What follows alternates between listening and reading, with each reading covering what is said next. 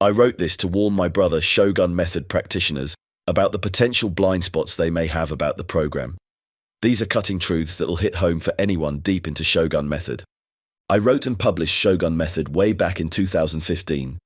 Trust me when I say I've seen guys fail even when they're armed with the best, but it's not entirely their fault. The deeper you go into Shogun Method, the more subtle the traps become. You stop falling for obvious mistakes, but start falling for elevated ones. These are the kind of mistakes only high-level operators ever encounter.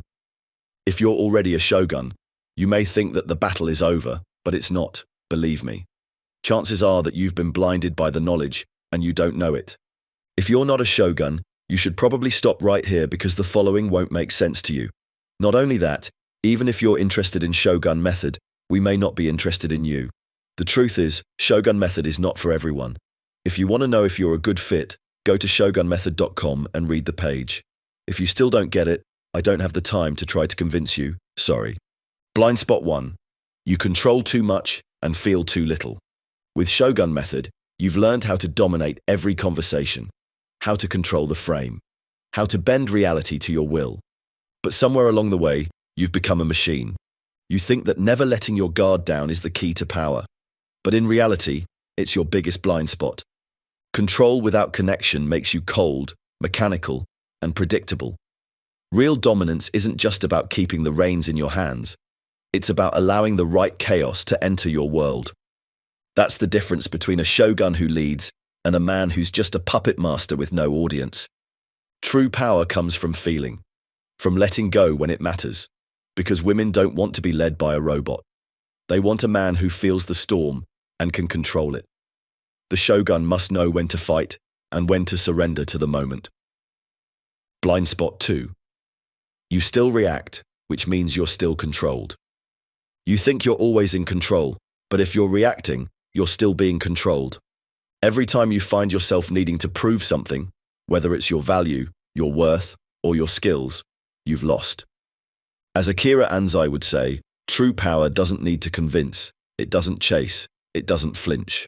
If you want to remain untouchable, stop reacting, stop needing to show off, stop needing validation, stop proving yourself to her, to anyone. When you need something from your woman, you've already given her power over you. I've not talked much about mastery in Shogun Method. I will correct this soon, but for now, understand this. Mastery is calm in the storm. It's not showing how much of a storm you can create. It's about letting it rage without losing control. Blind spot 3. You think you're the hunter, but sometimes you're the prey. As the shogun, you're a strategist, a manipulator. You see the moves before they happen. You know how to bait, how to frame, how to shift dynamics. But here's the thing you don't see. You're not always in control of the game. If you think you're the hunter, sometimes you're just the prey in a more subtle game.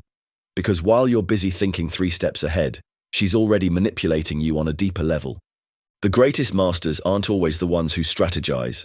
They're the ones who understand the unstated rules of the game.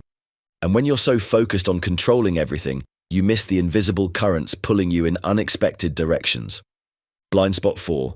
Your frame is strong, but it's also your cage. Every shogun has a frame. You know yours. It's strong. It's solid. You have everything together. Your values, your mission, your purpose. But here's where it gets tricky. A strong frame is also a cage. And if you're not careful, it can trap you in your own beliefs. A man who's rigid is a man who limits himself. A man who never bends is a man who never evolves. You can't be so locked into your frame that you can't grow. Real power isn't in never changing. It's in the ability to adapt while holding your core. Your frame isn't meant to suffocate you. It's meant to empower you to handle anything, from chaos to calm. But it won't do that if you build walls around it that you can't break when needed. Blind spot 5. The moment you think you're done is when you start losing. This is the biggest blind spot of them all. The one that makes every man think he's invincible until the ground falls out from under him. You've conquered the basics.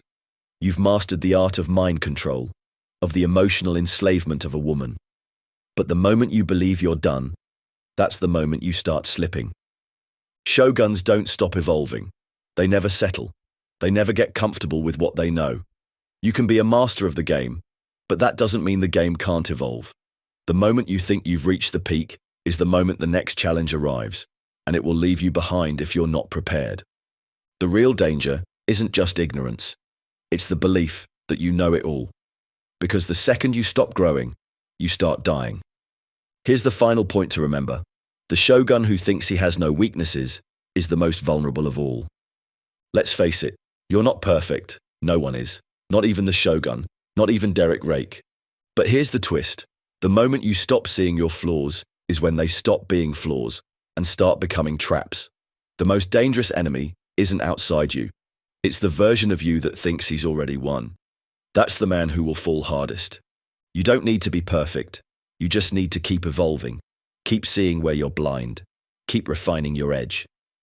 The next step from Shogun Method is to build the overarching philosophy that governs your entire being.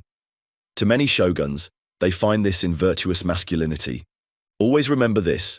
True power doesn't come from control. It comes from being so in control that you can let go when it counts.